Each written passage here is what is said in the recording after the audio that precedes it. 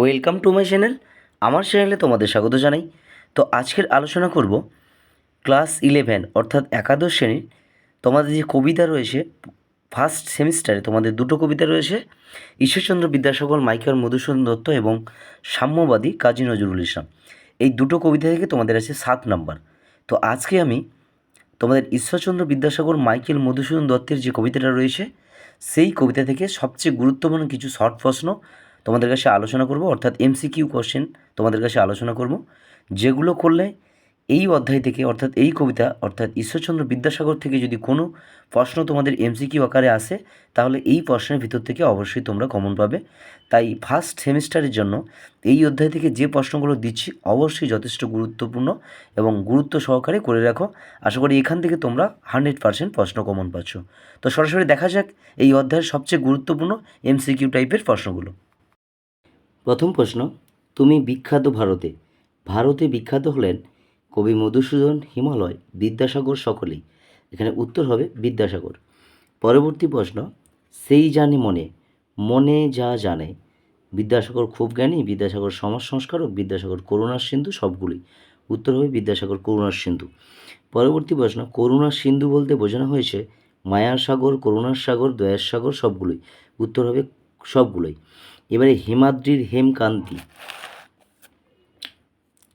উত্তর হবে অম্লান, নিষ্প্রভ, স্লান, সুপ্ত। উত্তর হবে অম্লান।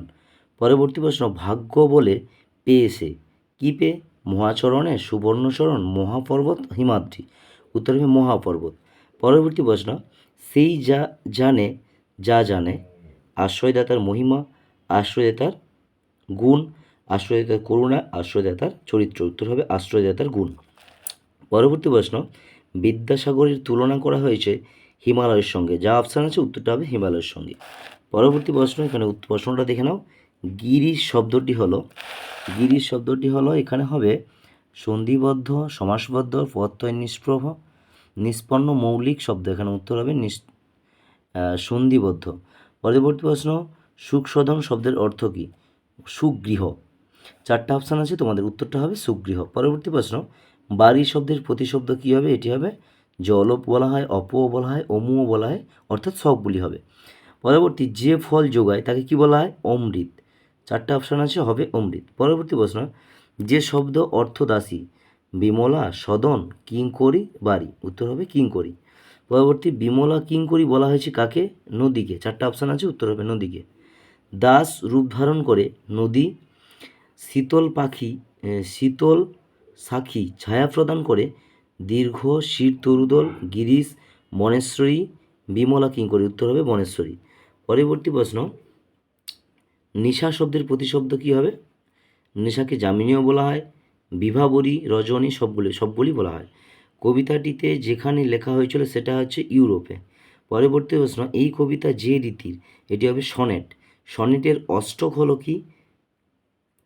প্রথম 8 লাইন। এবং সনেটের শতক হলো কি? মাঝের 8 লাইন। এই সনেটের অষ্টক মিল বিন্যাস ক খ খ ক এবং ক খ খ ক।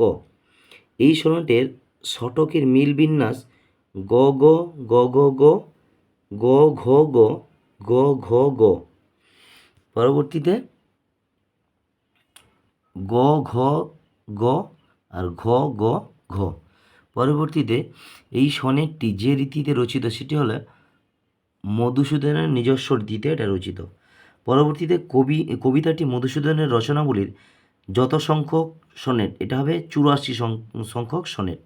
পরবর্তী, হেমকান্তি যার উপমা হিসাবে ব্যবহৃত হয়েছে সেটি হবে হিমাদ্রি। পরবর্তী কবিতার পরবর্তী প্রশ্ন, অমৃত ফলন দান করে কে? এটি হবে ক ঠিক, খ ভুল। সিন্ধু শব্দের প্রতিশব্দ কী? এই যে অপশনগুলো আছে এখানে 4টা অপশনের মধ্যে সবগুলোই হবে। পরবর্তী, 10 দিক ভরে যায় কিসে? 4টা অপশনের মধ্যে তোমাদের হবে পরিমলে। বিদ্যাসাগর ভারতে, উত্তর বিখ্যাত, অখ্যাত, প্রখ্যাত, কুখ্যাত। উত্তর হবে বিখ্যাত। কবিতায় উজ্জ্বল অর্থ বোঝাতে যে শব্দটি ব্যবহৃত হয়েছে সেটি হলো উজ্জ্বল, ক্লান্তি, কান্তি, সন্ধান সবগুলি। উত্তর হবে সবগুলোই। পরবর্তী, দেশপূরণ আকারে তোমাদের কীগুলো আসতে পারে সেটা একটু দেখো। বিদ্যাসাগর তুমি বিখ্যাত, 4টা অপশন হবে ভারতে। দিন যে দিনের বন্ধু, ড্যাশ জগতে হবে উজ্জ্বল জগতে। হেমাদ্রির হোমকান্তি ড্যাশ কিরণে অম্লান কিরণে। এই যে ঈশ্বরচন্দ্র বিদ্যাসাগর কবিতা, এটা যদি ভালো করে পড়ো এখান থেকে কিন্তু অবশ্যই কিন্তু ভালো করে মুখস্থ করলে, সেই ছোটোবেলার মতো ভালো করে কবিতা মুখস্থ করলে সেখান থেকে প্রশ্ন কমন পাচ্ছ। কিন্তু কিন্তু ড্যাশ বলে পেয়েছে মহাপর্বতে হবে ভাগ্য। পরবর্তী যে জানে ড্যাশ লয় সুবর্ণ চরণে, উত্তর হবে আশ্রয়। কি সেবা তার যে সুখ, কি সেবা তার যে সুখ, উত্তর হবে সদনে। দানে ড্যাশ নদীরূপ বাড়ি, দানে বাড়ি নদীরূপে ড্যাশ কিং করি, উত্তর হবে বিমলা। অপশানগুলোর মধ্যে তোমাদের কিন্তু পরীক্ষা এভাবে আসবে, প্রত্যেকটা প্রশ্ন এমসিকিউ আকারে আসবে, তার মধ্যে যেটা ঠিক সেটাকেই তোমাদের দাগ দিতে হবে। পরবর্তী যোগায় অমৃত ফল পরম ড্যাশ আদরে, ড্যাশ ফুল কুল দশ দিস ভরে, উত্তর হবে পরিমলে।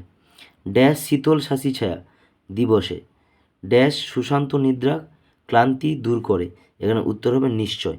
তো এই যে প্রশ্নগুলো আমি তোমাদের আলোচনা করলাম, এই প্রশ্নগুলো থেকে কিন্তু হুবহু তোমরা প্রশ্ন কমন পাবে তোমাদের এই ঈশ্বরচন্দ্র কবিতা থেকে। যদি এই অধ্যায় থেকে যে প্রশ্নগুলো আসবে অবশ্যই প্রশ্নগুলো ভালো করে রাখো। হুবহু এই টাইপের প্রশ্ন কিন্তু ঘুরিয়ে ফিরে হলেও এই অধ্যায়ের এই প্রশ্নগুলোর ভেতর থেকেই তোমরা প্রশ্ন কমন পাবে।